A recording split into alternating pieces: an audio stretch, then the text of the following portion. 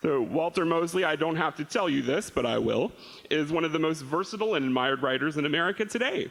He's the author of more than 43 critically acclaimed books, including the major best-selling Easy Rawlins mystery series.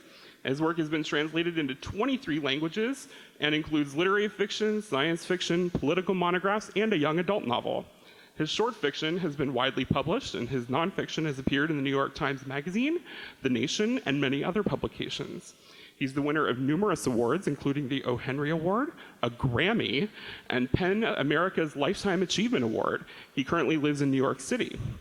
Tonight, he is here to talk about his latest book, Debbie Doesn't Do It Anymore. And now, ladies and gentlemen, Mr. Walter Mosley.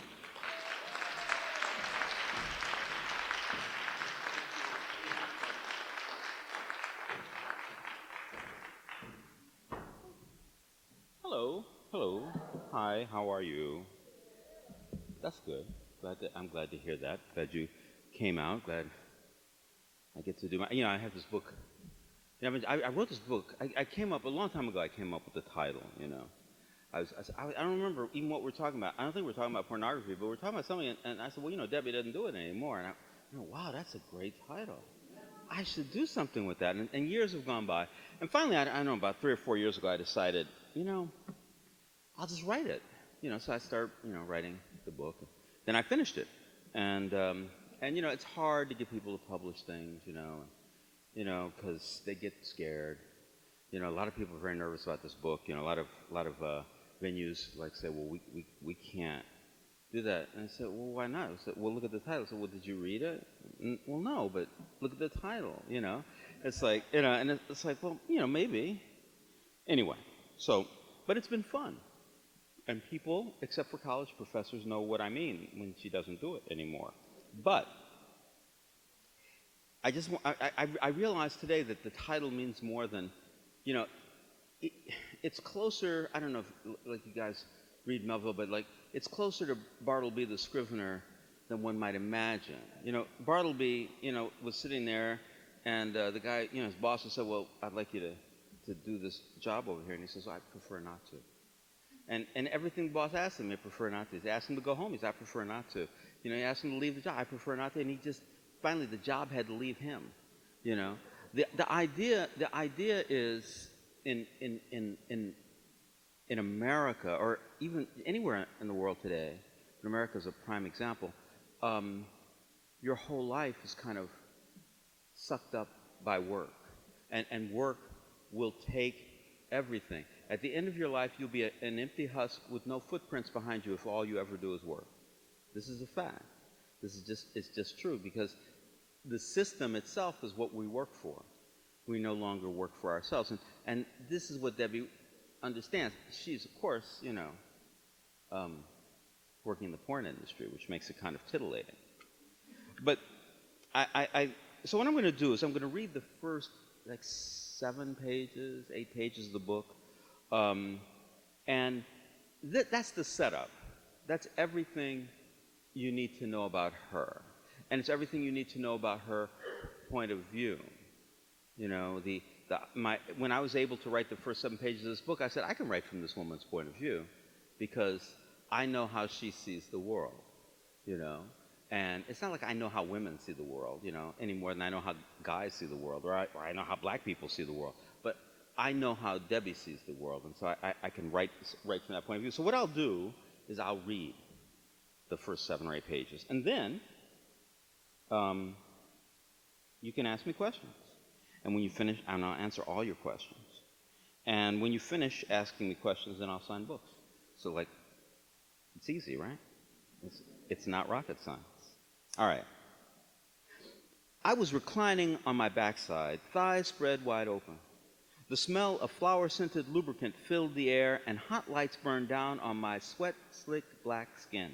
Blubbery and pink-skinned Myron Big Dick Palmer was slamming his thing into me, saying, oh, baby, yeah, baby, Daddy's coming home, he's almost there, almost there. There were 2 high-def video cameramen working us, one moving from face to face while the other focused on our genitals. The still photographer was Carmen Elia from Brazil. The recycling hum of her digital camera buzzed around us like a hungry horsefly circling an open wound. More passion, Linda Love, the director, yelled. She was talking to me. Myron always had the same passion in any sex scene because he closed his eyes and imagined that he was with Nora Brathwaite, his high school sweetheart. She had never let him go all the way, and every sex scene he ever did was dedicated to wiping that humiliation from his heart. Luckily for me, Myron's size pushed his thing against a sore spot deep inside.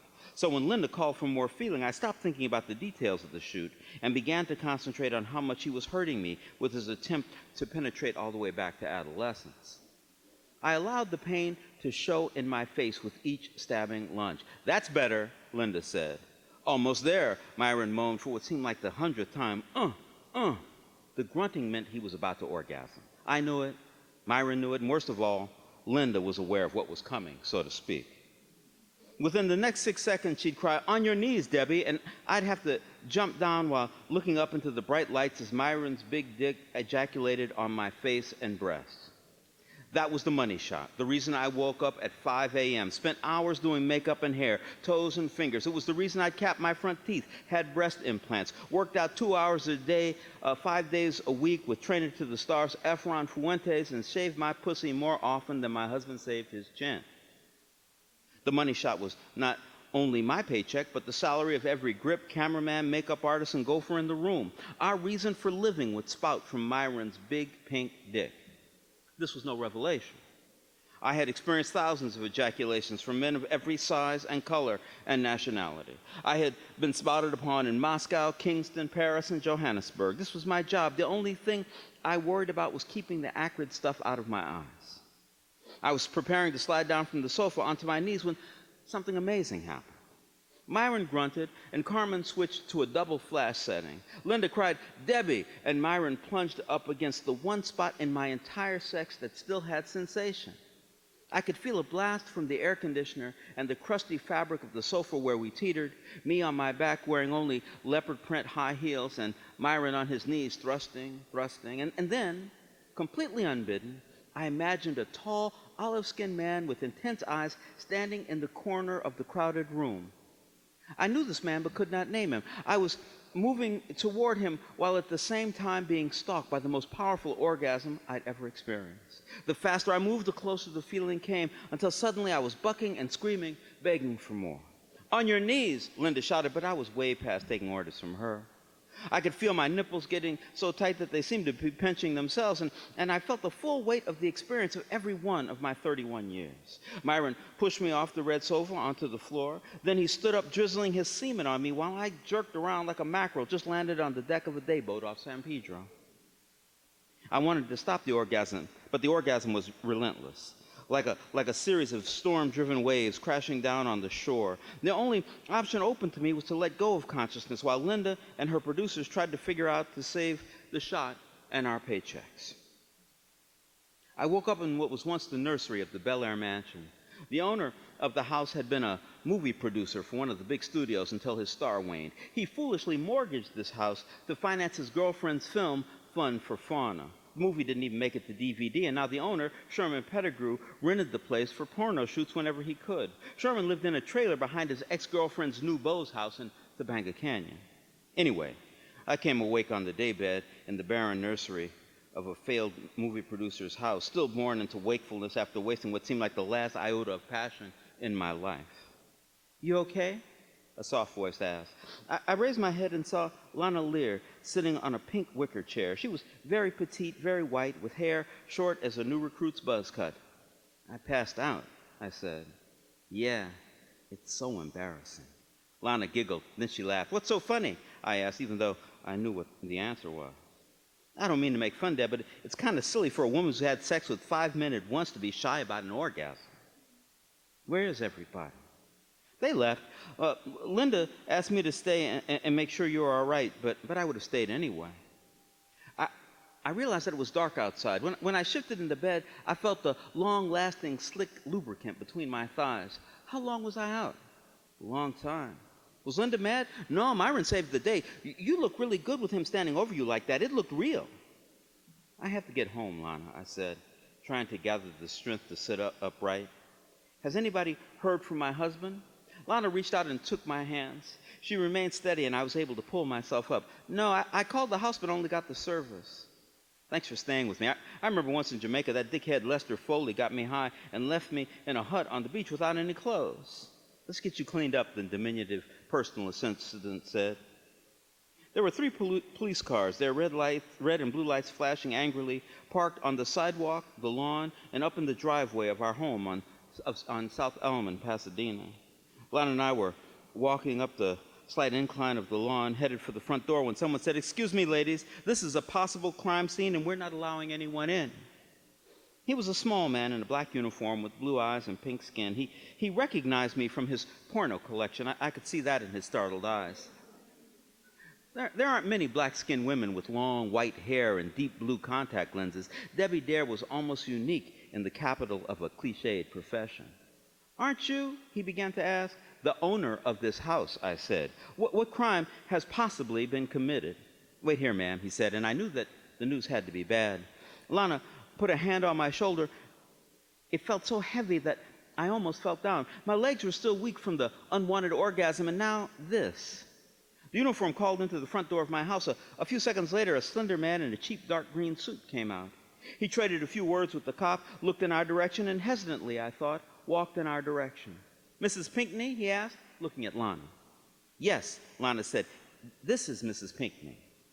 "Your husband, ma'am," he said, shifting the gaze to me. He had a passive, maybe even kind eyes, and if he recognized me, that fact was hidden behind an honest attempt at sympathy. "What about him?" The plainclothes cop tilted his head to the side, and I couldn't but help but think that that was the way he spoke to his mother when he'd been bad and had to come to her and confess the breaking of a water glass or leaving a door open, allowing the family pet to escape. "He expired," the policeman said. "Expired?" Lana asked. "Died." "Oh, my God," Lana said, and then she began to cry. "I'm so sorry," he said. "The news hit me like a bucket of cold water. Finally, the intensity of my session with Myron was flushed away." "I want to see him," I said. The electricity was out in the house. Yellow metal stalks with powerful incandescent lights brought in by the police eerily illuminated the sunken all-white living room and the double-wide hall that went past Theon's bedroom and mine. There was an even stronger light coming from the master bedroom. I could see the shadows of people moving around in there, mumbling words that I couldn't quite make out. "Maybe you shouldn't see him like this," the plainclothes cop said at the door. "What's your name?" I asked him. "Lieutenant Mendelssohn." Your first name?" "Perry." "Is that short for something?" I was named after Perry Como. My mother loved his voice." "Are you married, Perry?" "Yes, of course." He said these last 3 words, showing me the wedding band on his left hand. "If it was your wife in there, would you walk away because some stranger told you to?" The policeman looked down, and I instantly liked him. He took a step back, and I walked into the huge bathroom. There were 3 men and 2 women in there, all of them wearing blue hairnets and thin rubber gloves. One man was vacuuming the floor with a handheld device, while another, a black woman, was taking photographs with a digital camera, bringing Carmen Aaliyah to my mind. I was further reminded of a porno shoot when I saw the inhabitants of our wide, baby blue circular bathtub. My husband, Theon Pinckney, was on his back with his big belly up above the waterline. His left arm was around Jolie Wins, a 16-year-old wannabe adult cinema star.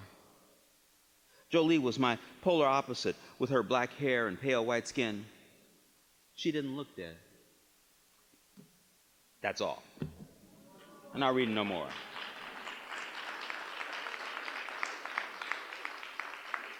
So anyway, I'm writing this novel, right, about this, this woman who doesn't do it anymore. I mean, the last time she does it, I just read you. That's the last time she does it in this book. And, and then the rest of the book is about where she's going to go from there. And it was lots of fun to write. There are no chapter breaks.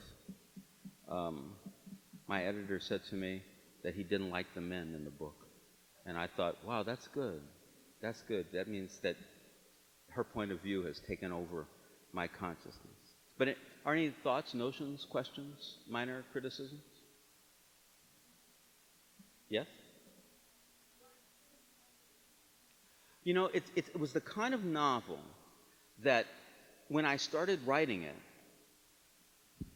it was a fever of a thing. It's only like this whole novel is 1 week. not, and maybe the last 2 pages is later, but the rest of it is just this 1 week of her experience. Her deciding to quit the industry, how people in the industry respond, how people who her husband owed money to respond, her trying to get her husband buried, her realizing that he actually wasted all their money and she was broke, all of these things. And it wasn't the kind of thing where I could say, well, part 1, part 2, it was like all happening. And so I had to, I couldn't stop for chapters. I just couldn't. It was beyond me. I wanted to, but I couldn't. Yes. You, yes, you.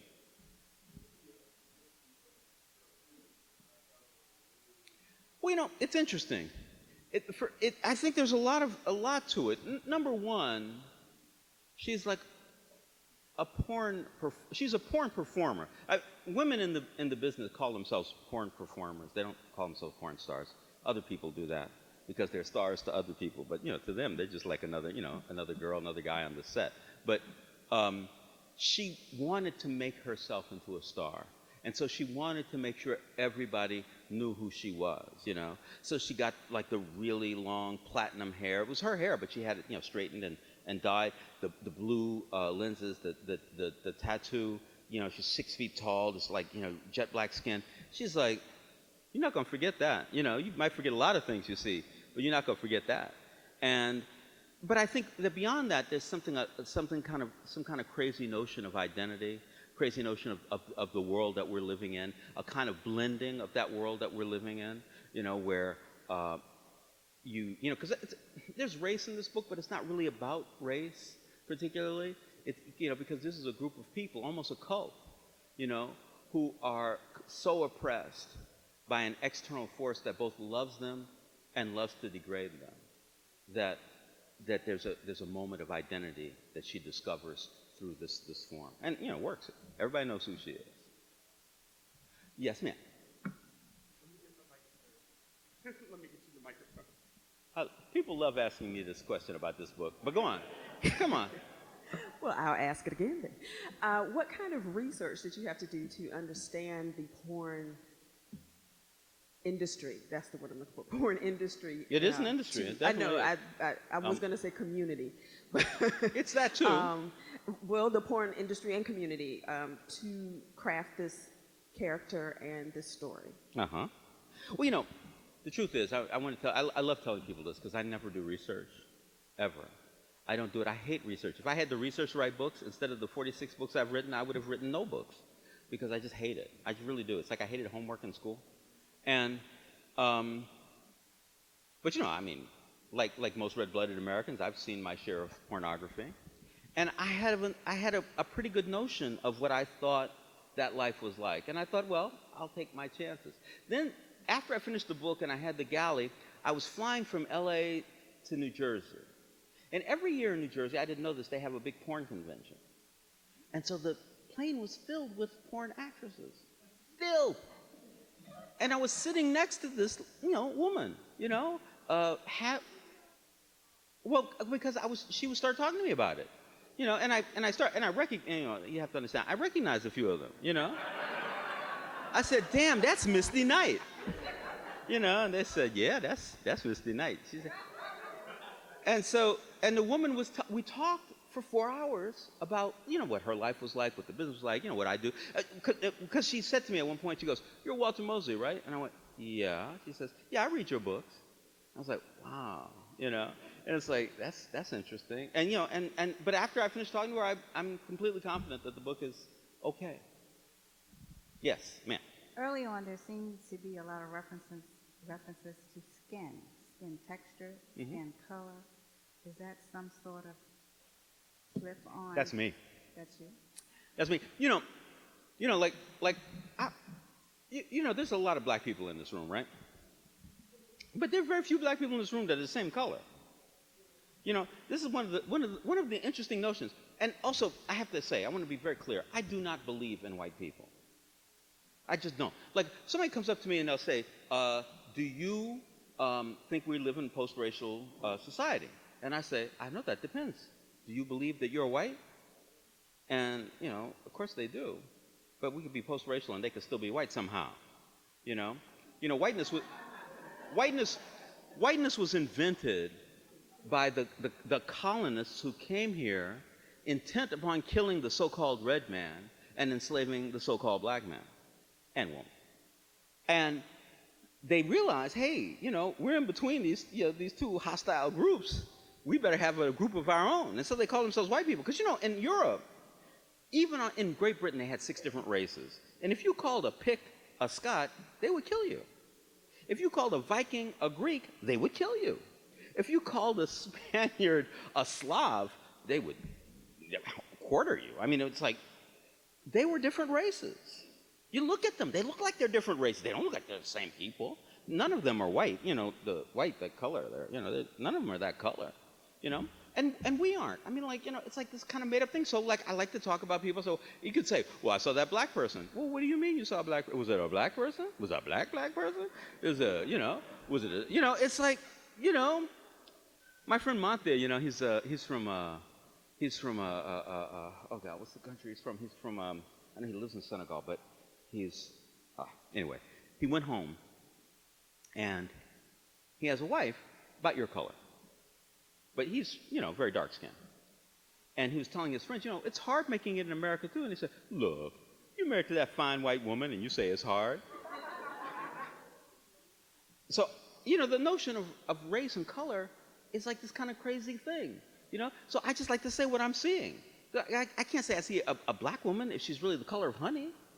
I can't say I'm seeing a brown man if he's really the color of sand, or a white guy. I say a white guy, but he's bright pink, I mean, it's like, Yes. Regarding your craft with Easy Rollins and Yeah. Leonard McGill, did you know when you started writing those books that they would be continued series? And also regarding Debbie, I guess since she won't be Debbie anymore, will she be continued? It's interesting. I have a new kind of answer for that question because I don't think I'm going to write another book about Debbie. I don't know. I don't think I am.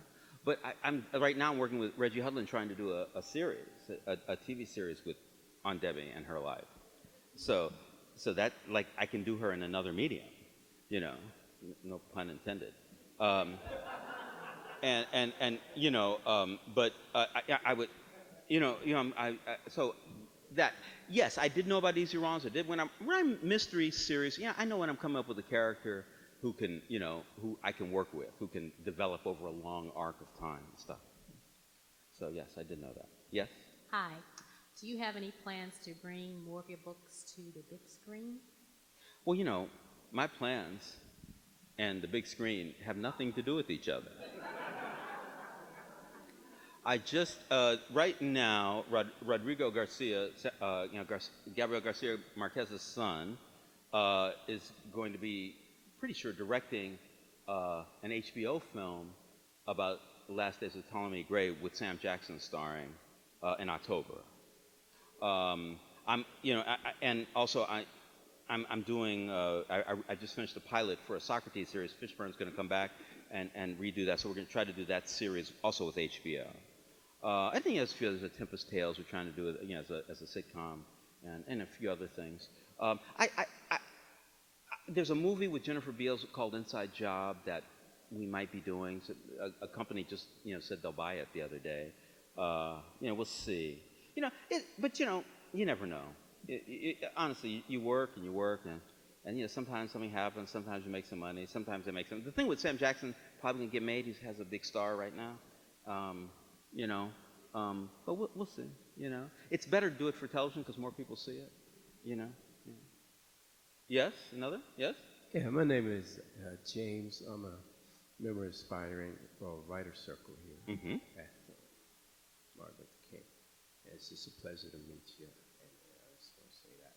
But I've written a short story in which one of the characters invents he calls it a scribe alive, and he's an author, and he wants to make sure that he has a scribe alive, and it's a fallen and I can't get up type of device. And he presses it just in case one of his characters attacks him. So I was wondering, since your characters are so vivid, would you ever have any use for it? Oh, well, how much does it cost? No. Um, you know, I mean, I understand. I'm going to take the question on the more serious level of it, that when I'm writing,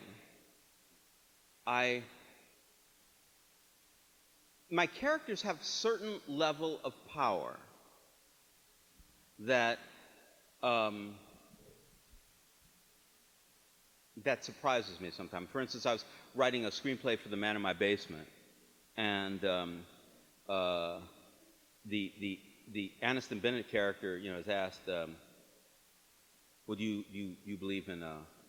You mean like you're talking like blood diamonds from Africa, blood diamonds?" And he said, "Blood diamonds." And why you say that? He says, "It's blood chocolate, blood wood, blood coltan, blood cloth." He says, "There's blood and all that shit." He said, "How often do you go out and buy diamonds?"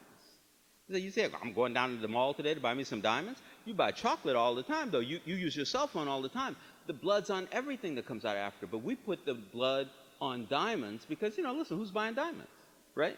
It's actually a safe thing to put the blood. You say blood chocolate, man, people will stop eating their Hershey bars. That's the thing, because and so the interesting I would never have said that.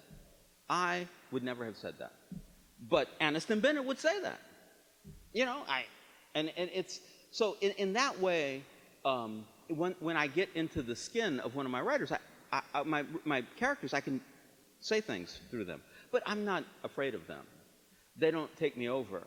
Not like what's her name, California Cooper. California Cooper's so funny. One day I'm talking to California, and she says, it was way back in the beginning. I hadn't gotten a book published. I was reading a story, and she, of course, she's a big writer, and I really liked the story. I told her that, and she said, "You like that story?" And I said, "Yes, I did." She said, "You know where I heard that story?" And I said, "No." I said, "A tree in my backyard told me that story."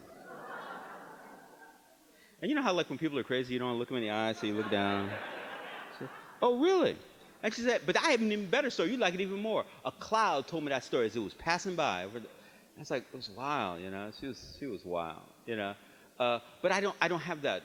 I don't get taken out of my body in the way that California does. So, Yes.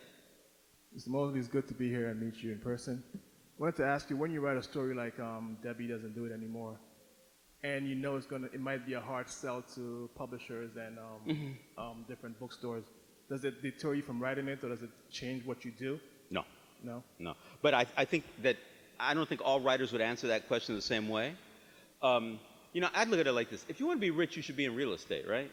You don't go into writing. You don't go into writing to get rich. And so I understand that. You see, capitalism, the basis of capitalism is the production line. And on the production line, you put the left front tire on the Pinto. That's your job, right? You go in every day, you put the left front tire on the Pinto. If you come in one day and say, "I want to install the transmission," they say, "Oh my God, you leave the line, get 6 months of education, get reclassified, get a new number. Only then will you be able to put in the transmission. And then you can't put in the front tire anymore. You can only do that, And that's what it is with writing too. They said, "Well, you're a mystery writer." I said, "Man, I write art. You're a mystery writer." I was talking to a guy in a bookstore once. I said, "Yeah, I'm looking for Walter Mosley's new book. It's not here." I didn't tell him who I was. He said, "Well, Walter Mosley?" He said, "What's a mystery?" I said, "But it's not a mystery." And he goes, "Everything Walter Mosley writes is a mystery." But I don't care.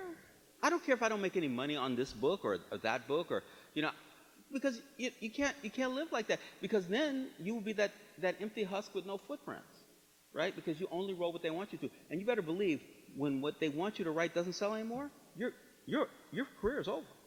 I know so many mystery writers who can't get published because we read 12 of those mysteries and that was enough.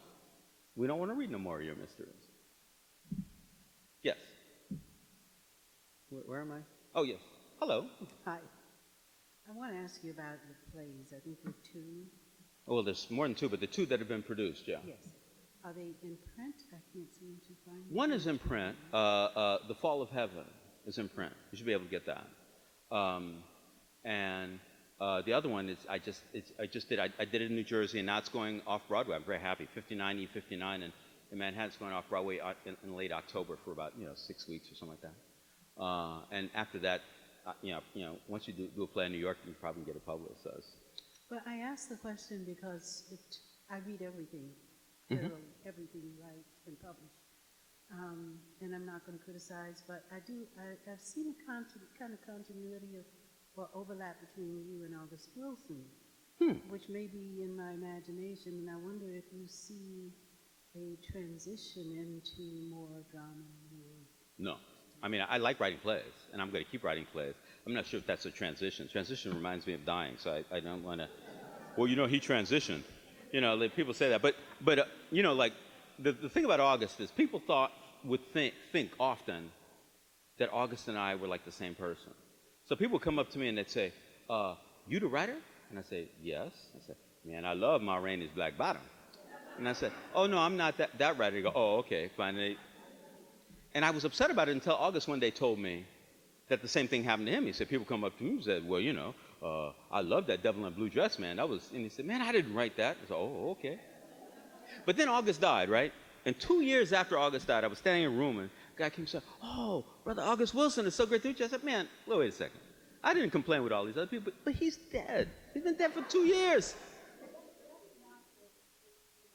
I understand. I understand. We're not telling the same American story, but we're using the same format.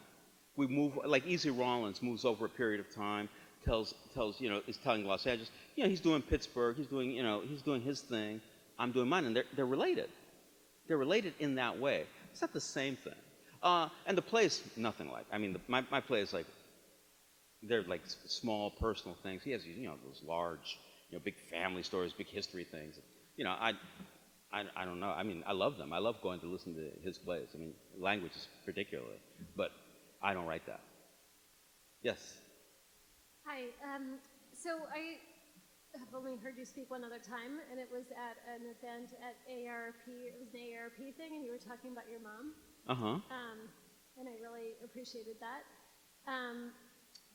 So my question, I guess, is sort of related to your mom, but more broadly, if women in your life kind of figured into your writing about Diddy. And my women in my life figured into what? You're writing this book, or this book? Kind of fed into your ability to take on a female perspective. Huh.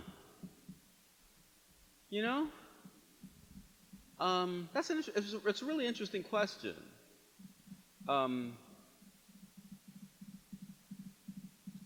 And I don't know the answer. I just don't know the answer. I mean, I was with two friends of mine the other day, a woman and a guy, really nice guy, good friend of mine, gay. And I was talking to the women serving us. And at one point, my two friends said to me, Walter, you really only talk to women. And I went, really? No, I talk to guys. I said, no, you don't really talk to guys. And it was really funny. I was like, wow. But that's not answer question, because see, that's like an interest or maybe even an obsession, but it's not me actually them informing what I'm writing. So I don't really know the answer to the question. I don't know. Sir? Yeah, hi. Living in D.C., we're lucky we get to see so many great writers like Walter Mosley. That's right. Oh, exactly. No. The thing is, I've been fortunate to see a few times, and you seem to really enjoy your time on the stage. A lot of writers kind of come out and they're out of their element. That stereotype of a writer being lonely or alone in writing. And were you always outgoing, or did the books bring you out? Because it's kind of a natural when you're on that stage. So how did that come about? I really have no idea. But it is true that I realized I was funny when I started doing talks and stuff. And I love talking to people about stuff. All those years. I didn't start writing until I was 34. And so what I like to say to people is, by the time I started writing, I was already a failure. And like I would work, I was a computer programmer, I had different jobs, and I would go in like and I would see great things. I remember once I saw that great documentary Shoah, about the Holocaust. I watched the whole thing like one night or something. I mean, sorry. And I was like, wow. And I came the next day and I was talking. I was saying, man, this is telling people, and they say, Walter, we have to work. We don't have time to talk. And I wanted to talk, but they didn't want to talk. They wanted to work. They said, we have to work. We get paid for being here, And it was like a thing like, wow, I don't really belong here, or I don't really want to be here. And so there's some kind of transition of that, the wanting to talk and writing, and then talking about writing, which I love. I think the ideas are great. I think the audience is great. I really love them. A lot of writers feel very removed from readers because they're so connected to their work that they believe they understand what they're written. But I know I don't. No, honestly, it's true. Today I was talking to somebody and I realized that Debbie doesn't do it anymore, was what I said before. It's not that she doesn't have sex anymore, though that's true. It's that she has thrown off the shackles of capitalism. She said, fuck you, man, I ain't doing that shit. Fuck you. That's what she's saying, And that is Bartleby the Scrivener. And I'm like, I didn't know that before, I mean, so like if you think you finished the book when you do the last page and then it gets published, it's wrong, because it's getting written now, it's going to be getting written tomorrow and the next day, and people are going to read it, and 10 years from now, people are going to come up to me and tell me things about it, or they'll say somebody else and I'll hear it, Another question? Yes. What inspired you to write about Debbie? The title. Honestly, I like sex. I mean, I like writing about sex. I like sex. Sex is fun, and writing about sex is fun. And Debbie doesn't think sex is fun. She doesn't even like it. It's like, yeah. The air conditioner was on, and the camera was going, and he's like trying to fuck his old girlfriend, and it's like that's what she is, right? But I find that very interesting. It's like it's fun. Well, the orgasm. Well, orgasms are nice, but like there's all this kind of like sensual stuff that we rob from other people. Like a lot of people like don't really know, how to have sex with people. They don't know how to get it. So I'm getting what I want. Like those guys, like especially when you're young. Boy, man, that was great. I had a really good orgasm. You must have loved that. And it's just sitting there saying, well, it was only 32 seconds, and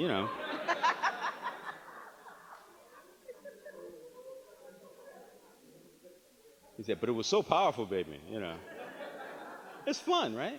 It's fun to write about that. Yes. What is your process? Do you write in the morning, at night, all day long? Typewriter, longhand, computer? Anything but typewriter. Typewriter is the worst possible torture invention in the world. You know how you write the whole page on there and you left the letter out, so you got to type the page again? It's like, that's like terrible. You said Easter and you meant to say Thanksgiving. Man, that's 2 pages you got to, It's like, it's terrible. I hate them. I hate typewriters. I write every morning. 3 hours is the average. 3 hours every morning. Never any more than 3. And I do it every day. Every day. I'm with a book every day that I'm working on. And, and that's it. That's it. Every day. I mean, there's no, that does answer your question, right? I wake up with no clothes on.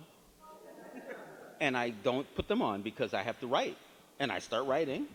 And then I make some coffee. And it's, I drink my coffee and I'm typing. And, because I live alone. So, like, I don't have anybody to get, say, put your clothes on. Like my mother used to do. And I'm just working. And then, after a while, I can't work anymore. It stops. I can't work. And I said, oh, okay, now it's time to move on. I'll go do other things. I'll put on my pants. I have another cup of coffee, and see, if anybody's up yet, because I wake up early. So in New York, nobody gets up 4:10, so. Yes? I was curious, and do you ever dialogue or communicate with Toni Morrison? I know Toni. We talk sometimes. She's very funny. One day I was talking to Toni. I did a reading at Princeton, and I had this little party, and Toni was there, and she said, Walter, I just found out something that I know you will find terribly interesting. And I said, yes, Tony. And she said, do you know that all sperms are not the same? And I said, no, I didn't know that. She says, a full 50% of the sperms are there to fight off other sperm from other men. They are there to fight off those things.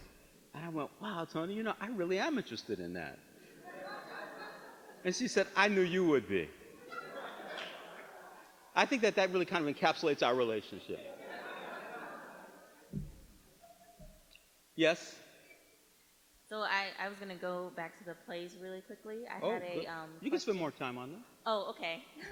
So I had a question about like the journey for a play to come to fruition as opposed to what you usually do or have done most of the time with the books. I would think that it has more wheels as far as having to do workshops with actors and things of that sort. Do you like it's more community, or it's more than just you? It's writing? collaborative, yeah. Right. Yeah, movies how and has that been for you? You know, it's worse. The worst is with movies, right? Because you know there are all these people who are paid these inordinate salaries as producers, but they don't know shit, and so they keep telling you things like, you know, well, you should do this, you should do that, you should do this, you know, and you're like, and you just don't do it, you know. But you know, every once in a while they recognize you don't do it and they get mad.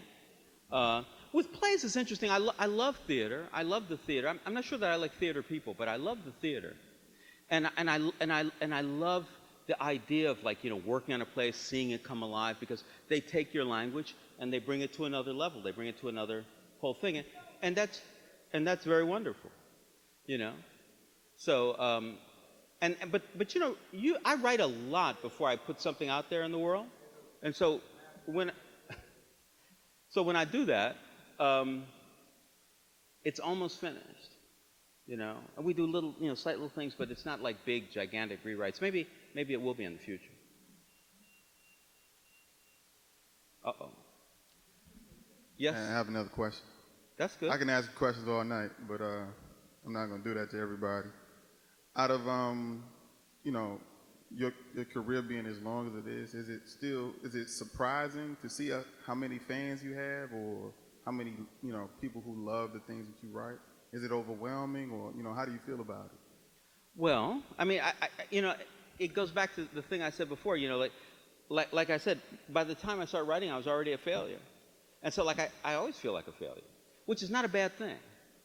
So, like, when people like me, I'm, like, really excited that they like me, because it's always surprising. Like, before I got here today, I thought, well, you know, maybe only a few people will come. That'd be kind of interesting. That's happened to me before. It'll happen again, you know? And you know, so then when I see, like, a whole lot of people, I'm really excited. I'm very happy. I think it's wonderful. But yeah, you know, so, like, I'm always happy about it. I'm always happy that people are reading my books and like my books. And, you know, it's much more fun. It's not the kind of thing like being a movie star or a singing, you know, person, you know, where, you know, like, everybody's kind of like on you, you know. That's like really, you know, I used to think it was good. I was walking down the street with a few guys. One of them was a movie star, and a woman walked up to us, and she went, "Ooh." She said, "Are you, you know, so and so?" And she sticks out her hand, and he does. He says, "Hi, it's nice to meet you." And she grabbed his hand with both hands and said, "Would you like to come up to my house for some lunch?" Now, and we were all standing there. We were going to lunch. He said, "You know, no, honey, I'm with my friends. We're going to lunch." She goes, "You got to eat." And I realized, I said, you know, I really wouldn't like that. You know, I think I would like it, you know, like if I could choose the person who's going to do it to me, you know. But you'd be walking down the street, like, people are coming up and they want things from you. They want you to do things. They want to be with you. That, you know, and, you know, it's like, it's kind of crazy, you know.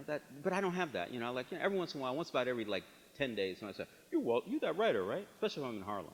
You're a writer, right? I know you're right. You say, I read a couple. Yeah, okay. Yeah, Yes? Yes. I read many of your books, and I'm already well past page 7 on this book. and I was under the impression that it was going to have more it'll be more sexually graphic. Yeah. Until you just mentioned it, probably won't. No. But anyway, Killing Johnny Fry. Okay. Killing Johnny Fry. I want to know whether or not there's any comparison between, because this is I believe the second graphic sexually book that I've read. I started reading this one. The other one was Killing Johnny Fry. Right. And I was wondering whether there's any similarity, or did you have any publication problems with that book? You know, the only problem I've had with that book is that nobody will make it into an audio book. Killing Johnny Fry. I asked them, I said, will you make it? People have bought it. One person gave me $20,000. Said, we're going to make an audio book. I said, great. You know, and 2 years went by, I came back, I said, where's the audio book? So, well, you know, we sent it out to people, and we started looking at it. We said, we can't put this as an audio book. I said, well, I'm not giving you your money back. I said, that's okay, you keep the money. I said, really? I said, we're just not going to do it. That's the only problem I've had with Killing Johnny Fry. I love the book. I think it's a really fun book. It's sexistential, meaning to say, guy finds his identity through sexual encounters.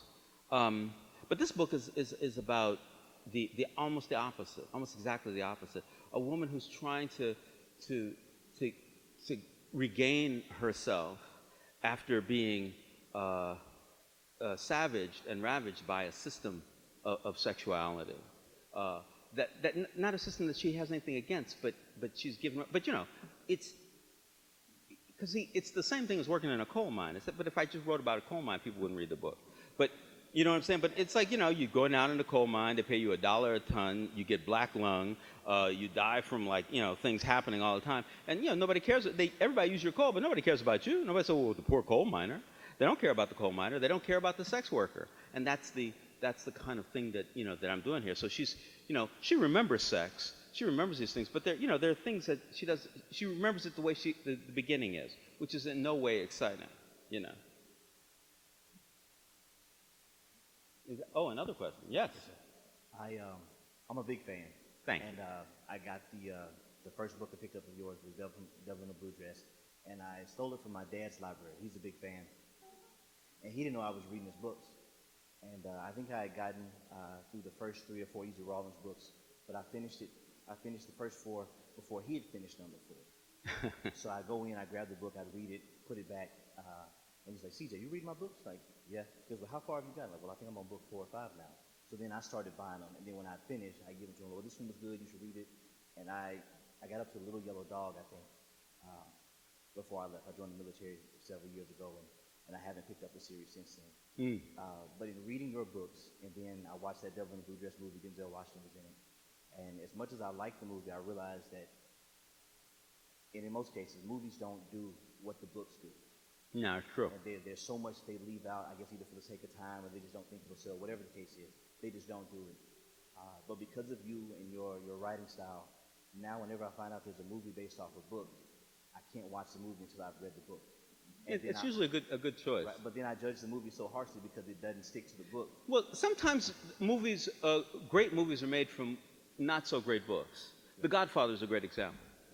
The movie is actually better than the book. But usually, like if it's a good book, it's really hard to make a good movie off of it. Are you going to turn any of your other? Like I said, it's not my decision.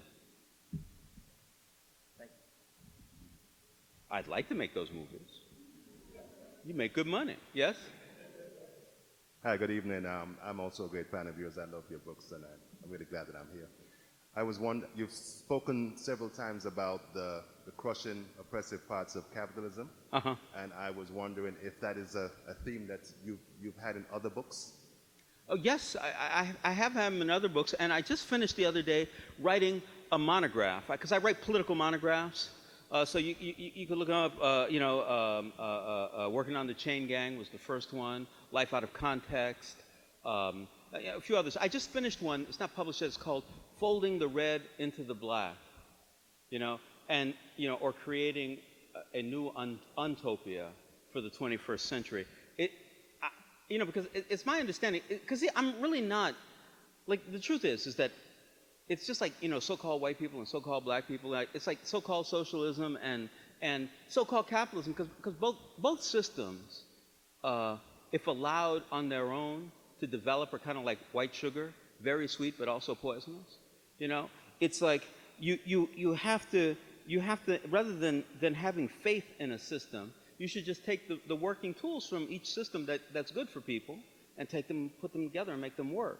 You know, in capitalism, for instance, I was going to a drugstore, 24-hour drugstore in Los Angeles, 3 o'clock in the morning, get like a soda or something. I was going in, and there's these 3 young men who come up to me, and they have boxes of candy, and they're selling the candy. Now, the candy costs half of what it cost inside the drugstore. And I said, wow, these young men are capitalists. You know, they're mercantile capitalists competing with the gigantic system. But the gigantic system had outlawed them. The gigantic system had made it illegal for these young men to stand in the street and sell candy for half the price. So because they owned the city council. And so even under capitalism, what it ends up being is capitalistic fascism, because you can't compete with them. You can't have a life. Everything that's done is done for them. Same thing in socialism, you know, so-called communism. I mean, bees are communists, but human beings are more like sheep or wolves or something. We're not, you know, we don't like each other. We just, you know, hang out because it's, you know, it's beneficial. But it's not because we have to. It's not a compulsion. It's just beneficial. So what do you think about that ram over there? Well, fuck him. I don't like that ram. Damn. I ain't messing with him. I like that ram over there, you know. Beehive, they don't talk like that, you know. They just like each other, you know. Yes. My name is William. I'm from New York. I truly appreciate your contribution to literature. I have 2 questions. Is there one subject matter you won't discuss in your writings? And what subject matter do you not like writing about because you know people are going to dissect it or read too much into it? I can't think of anything I don't want to write about. I'm sure there is something, you know. I mean, there are a few crimes I'm aware of that I probably, if I mentioned them, I'd get somebody in trouble, probably myself. But no, there's nothing, because I feel like you could write about anything, and it's really lots of, you know, most things are fun, you know. I mean, when you're writing, I can't really think of it. I'm sure there is, you know. I'm sure there's something I'm not going to write about, but I don't know what it is.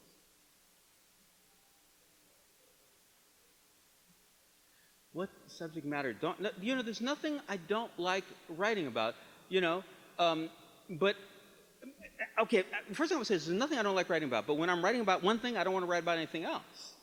So once I take up a subject, you know, and of course, I write about black male heroes, except in this book. But in most books, I write about black male heroes because it's my, you know, belief that mostly that's never been done. Mostly that's never been done. Yes? Will there be any more Fearless Jones novels? I don't know. I would like there to be, because I love Paris Minton's voice. I just love have a cowardly, you know, hero. You know, I like when Paris talks to Fearless talks to Paris, and Fearless says, "You're the real hero, man. You're the one who's brave." Say, "What do you mean I'm brave?" Say, "Well, you scared to death, man. I'm not scared of anything, so I can't be brave because nothing scares me." You know, I love that. I love that kind of dynamic between them, and also there's a genius between them that makes me happy. We're at time. Thank you very much, everybody, for coming. And I'll sign your books over there.